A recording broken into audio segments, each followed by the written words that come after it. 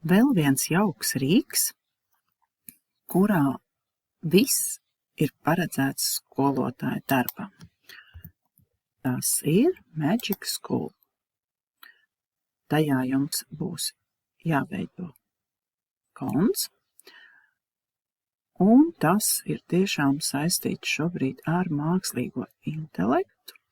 Tā kā esmu atvērusi ar Chrome pārlūku, tad man tulko visas lapas uzreiz latviski, jo iestatījumos nevar ielikt latviešu valodu.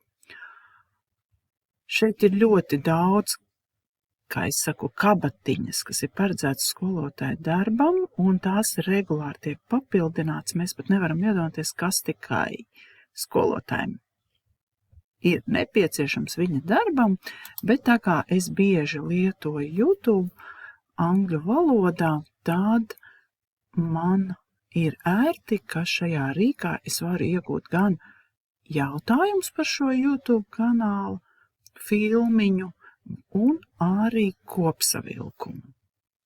Tātad izvēlēsimies, piemēram, kopsavilkums. Un tātad man ir vajadzīga, piemēram, viena rindkopa.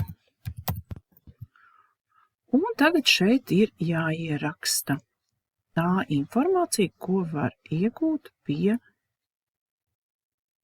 YouTube filmā. Kā es varu saņemt transkriptu, šeit ir paskaidrojumi, kā mums ir jāatver tas video, un tagad es to arī izdarīšu. Es atvēršu šādu video, un apakšā šeit ir iespējams iegūt transkriptu. Tātad es esmu atradusi video. Un šeit apakšā nospiežot ir garš pārskats par šo te video. Es to nokopēju, aiznesu uz šo sadaļu un palūdzu izveidot kopsavilkumu. Kā jūs redzat, man šo kopsavilkumu arī iztulko latviski. Tātad atkal par visumu mana tēma un pirms kāda laika, kas noticis ar ķīmiskiem elementiem. Tā ir viena iespēja. Un savukārt, ja es gribu veidot jautājumus, tātad jautājumi par šo pašu video, klases var izvēlēties, cik sarežģīti, kā mēs gribu, paliksim pie tās pašas atbilžu variantu, 3 jautājumi, un es atkal ienesu šo transkriptu. Tā kādreiz gadās, bet lūk, arī šeit man ir jautājumi ar iespējamām atbildēm, un pat ir pateikts, kura ir pareizā atbilde, kurā minūtē.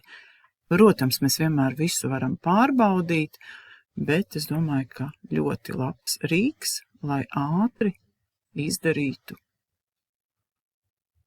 diezgan darbietilpīgu darbiņu, jo video garums, kā mēs redzam, ir tā, man liekas, ka bija kaut kādas vairākas minūtes, 5-6, ja, šobrīd man ir izlikusi reklāma.